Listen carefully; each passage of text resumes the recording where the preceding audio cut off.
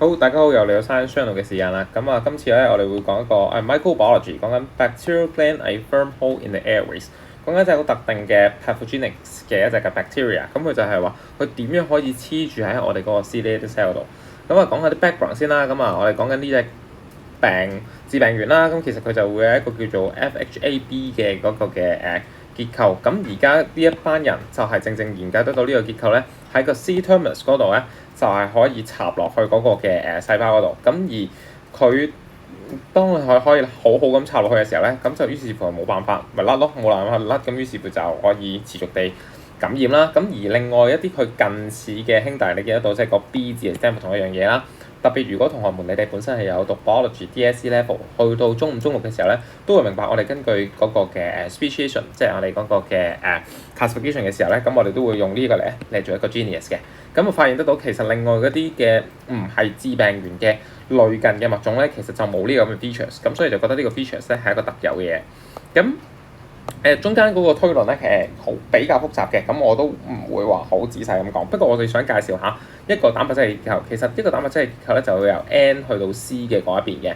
咁而家你見得到咧，其實喺嗰個嘅結構上面嚟講咧，就呢一啲咧係好相似嘅，但係反而咧呢一度咧就唔係好似。咁你見得到咧 FHAB 咧就係一個致病嘅，咁佢就可以導致得到咧，如果係 plus 嘅時候咧，就可以插到落去。但係調轉頭咧，如果你係 minus， 即係冇咗呢一橛嘅時候，或者可能換成咗呢一個嘅時候咧，你就冇辦法去到插佢落去。既然冇辦法插佢落去咧，你就會自然地飄走咗啦。咁飄走咗即係冇咁容易會導致得到有問題啦。咁呢度都係講緊其實點樣可以通過一幅圖畫咧，去到幫我哋去了解到其實成件事係啲乜嘢。咁佢即係繼續講下嗰個嘅蛋白質嘅結構啦。咁原來其實佢係叫個 TPS 嘅一個嘅蛋白啦。咁即係當然啦，有唔同嘅蛋白質，有唔同嘅大細啦，等等等等。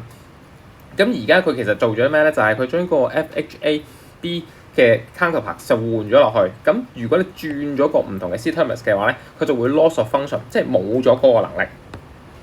咁所以你見到啦 ，bacteria lacking the C-terminus of the FAB will shed by beating cilia， 即係冇咗嗰個 C-terminus 就會甩啦。咁如果 full length 嘅話咧，就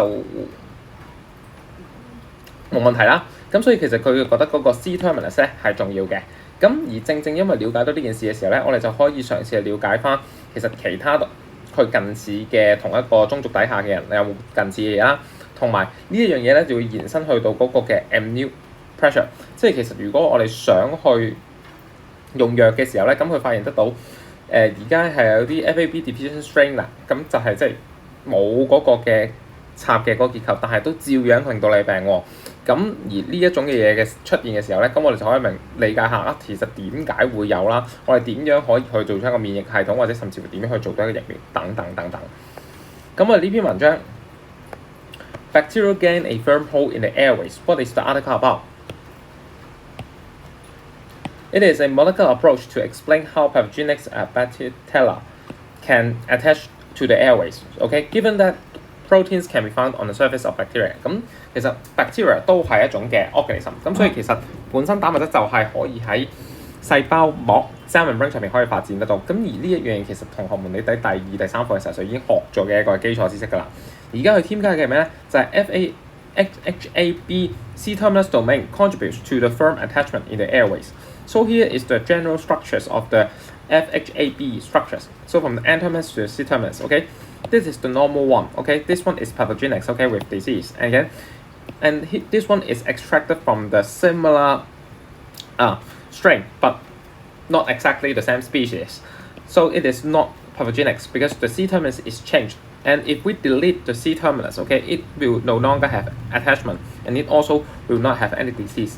咁呢度我就用咗一幅圖咧，去嘗試下去總結佢成幅嘅狀態，就證明咗橙色呢個部分咧，對於嗰個病理學上面嚟講，致病咧係非常之重要嘅。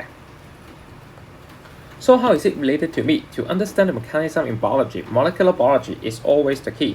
咁我而家開始教緊我啲同學，即係中五嘅同學啦，咩叫做molecular genetics 或者叫 genetics 啦。咁其實已經有好多同學都話佢唔中意啦，佢覺得好無聊啦，佢覺得好難啦等等。咁但係其實真正我會認為咧，現今嘅 biology 基本上咧都會係靠緊 molecular biology 去了解嘅。咁所以對於同學們你哋有興趣，或者其實而家已經係讀緊 biology 嘅話咧，即係對於 molecular biology 嘅了解咧係必須嘅。How is it related to society? The article provides a new approach to develop vaccines against Bacteria.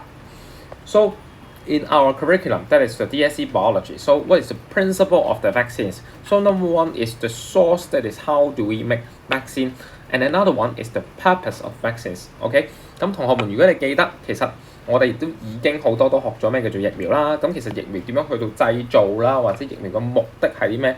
如果同學們有興趣嘅話，都可以喺留言嗰度去到留言翻俾翻我。咁我哋下次有機會再見啦，拜拜。